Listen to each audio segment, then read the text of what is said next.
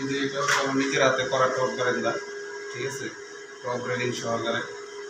যদি কেউ এরকম কাজ করাতে চান তাহলে অবশ্যই আমার ইনবক্সে নক করবেন, ঠিক আছে, যোগাযোগ করবেন অবশ্যই।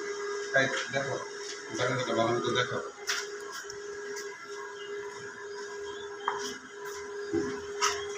এদিকে এদিকে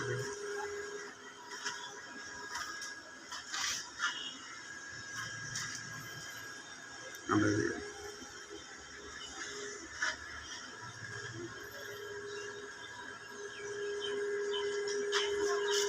যদি কেউ এরকম টপ বারান্দা করাতে চান তাহলে অবশ্যই আমাদের সাথে যোগাযোগ করবেন, ঠিক আছে।